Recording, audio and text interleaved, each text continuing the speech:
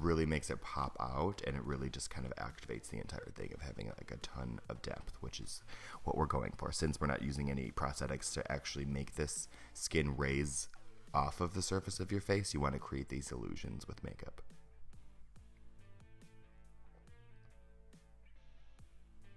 See, like that? Wow, look at that. It all just pops and comes together in the end, fam.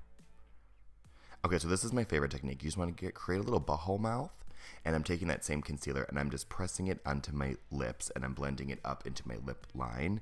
And you want to really make sure to get the center of your lip. So when you do this technique, when you open your mouth, all the skin that is wrinkled inwards, since you're making a butthole mouth, will look like this, like all lined and textured. So yeah, I'm just going in again, but like really going to focus in on the center of my lips right there where it's still pink, and you want to push it right in there.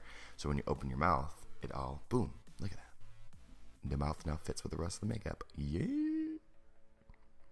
Okay, so I popped in some contacts and my Freddy Krueger costume, and we're good to go. So now we're just do like some less. I always do my eyes last because I'm a crier with contacts, but I'm using that same red eyeshadow that we used to fill in the sore burn marks, and I'm just sweeping that across my entire eye.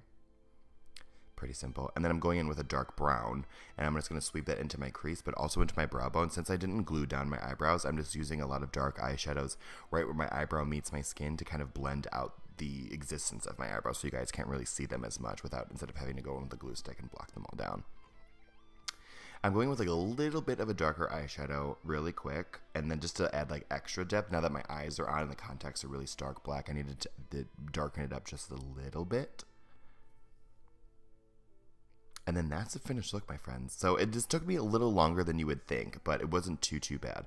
But I really like how it came down. I hope you guys learned some cool stuff. But you guys also ask me a lot how I remove my makeup, and Bioderma has, like, since the day one, I've always used their makeup remover to take this off. So I'm going to show you guys how easy it is.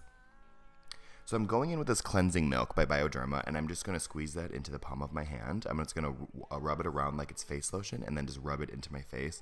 And you guys will see that this makeup just melts into one solid chunk. And then I'm doing all of this without even taking a shower, so that you can just do this right at the sink. So you just rub that all in, and then with a wet washcloth, it'll just rub right off. And this will work for some of the more heavier makeups. And then, like, just to do like a little bit of touch up, I love to go in with a makeup wipe just to get really small areas like the the corners of my mouth and right like in my eye, my lash line. And then from there, you guys can just jump in the shower and you'll look like nothing ever happened. But I just love using a makeup wipe also, especially like when you get into like the ears and stuff, and you make like shadow and shading inside your ears. Like, that is really hard to get out, especially if you have something to do the next day, But that's it. My fresh, clean face. You're good to go.